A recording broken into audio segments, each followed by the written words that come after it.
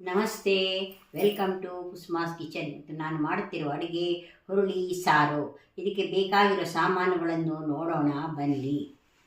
2 ಚಮಚ ಹುರುಳಿ, ಸ್ವಲ್ಪ ಧನಿಯಾ, ಸ್ವಲ್ಪ ಒಣಮೆಣಸಿನಕಾಯಿ, ಸ್ವಲ್ಪ ಮೆಣಸು, ಸ್ವಲ್ಪ ಸಾಸಿವೆ, ಸ್ವಲ್ಪ ಇಂಗು, ಸ್ವಲ್ಪ ಕೊತ್ತಂಬರಿ ಸೊಪ್ಪು, ಸ್ವಲ್ಪ ಜೀರಿಗೆ, ಸ್ವಲ್ಪ ಹುಣಸೆಹಣ್ಣು, 2 ಟೊಮೆಟೊ, ಸ್ವಲ್ಪ ಅರಿಶಿಣ, ಸ್ವಲ್ಪ ಬೆಲ್ಲ, ಉಪ್ಪು, ಒಗ್ಗರಣೆಗೆ ಎಣ್ಣೆ.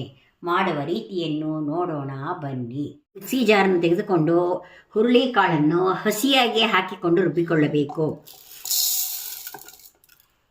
ಒಂದು ಹುರುಳಿಕಾಳು, ಧನಿಯಾ, ಮೆಣಸು, ಮೆಣಸಿನಕಾಯಿ,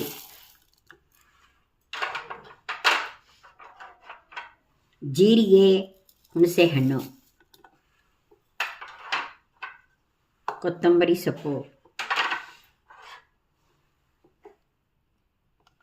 ಟೊಮೆಟೊ ಹಣ್ಣು, ಅರಿಶಿಣ,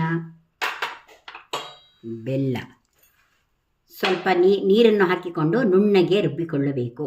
ಆಯಿತು, ಈಗ ಇದನ್ನು ಹಾಕಿ ಕುದಿಸೋಣ. ಮಿಕ್ಸಿಯನ್ನು ತೊಳೆದು ನೀರನ್ನು ಹಾಕೋಣ.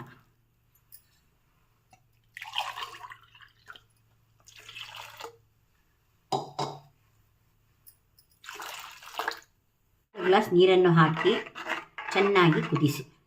ಸ್ವಲ್ಪ ಇಂಗನ್ನು ಹಾಕೋಣ, ಉಪ್ಪನ್ನು ಹಾಕೋಣ.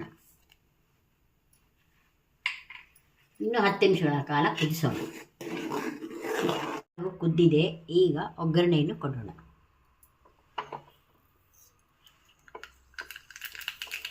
ಸಾರಿಗೆ ಒಗ್ಗರಣೆಯನ್ನು ಹಾಕೋಣ. ಹುರುಳಿ ರಸ ರೆಡಿಯಾಗಿದೆ. ಇದು ಮಾಡುವುದು ಸುಲಭ. ಇದು ನೆಗಡಿಗೆ ಬಹು ಉಪಯುಕ್ತವಾಗಿದೆ. ಮಾಡಿ ನೋಡಿ, ತಿಂದು ಸವಿಯಿರಿ.